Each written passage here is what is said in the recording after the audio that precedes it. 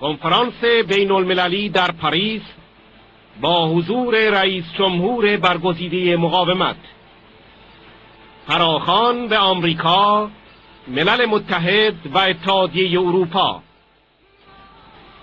حفاظت بین المللی برای ساکنان اشرف، حذف نام مجاهدین از لیست آمریکا.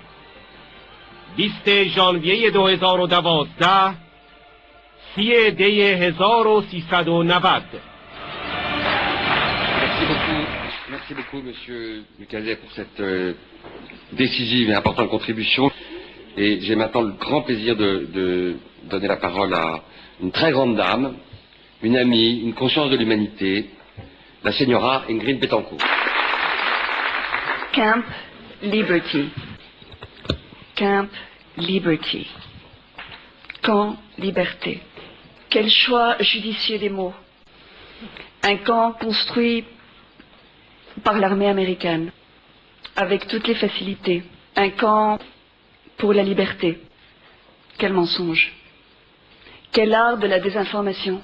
Nous sommes en face d'un régime qui sait faire, qui sait utiliser non seulement les mots et les mensonges, mais aussi les armes et la violence.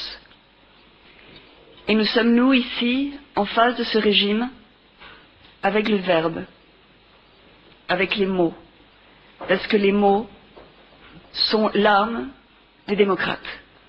Et avec ces mots, ces simples mots, une femme courageuse a réussi à arrêter la machine infernale de la folie du régime des mollahs et de ses complices en Irak. Et cette grande dame, c'est Madame Rajavi. Et nous sommes tous témoins de son combat. Un combat qu'elle mène depuis des années. D'abord seule, entourée de vous tous, mais seule à la face du monde, et peu à peu, avec persistance, avec intelligence, avec courage. Elle a ouvert des portes, elle a ouvert des cœurs, elle a ouvert des sensibilités. Aujourd'hui, lorsque nous parlons du camp d'Ashraf, les gens ne nous répondent pas comme il y a un an. Qu'est-ce que c'est?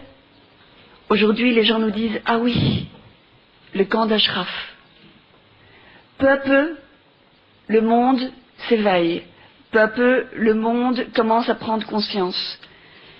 Grâce notamment au travail extraordinaire de nos alliés aux États-Unis, de tous ces hommes et femmes qui sont venus du continent américain pour parler en faveur du camp d'Ashraf et qui ont réussi à faire ouvrir les portes des médias américains beaucoup plus que nous avons réussi à le faire ici en Europe. Il nous reste donc beaucoup à faire parce que s'il est vrai que nous avons réussi par les mots, tous ensemble et surtout Madame Rajavi à détenir le compteur de Nouri al-Maliki qui devait s'arrêter au 31 décembre de l'année dernière, il nous reste beaucoup à faire parce que le plan que nous avons en face de nos yeux nous préoccupe. Et il nous préoccupe parce que on nous parle d'un plan de transition dans un camp appelé Liberty, qui est, selon toute évidence, non pas une prison, mais véritablement un camp de concentration.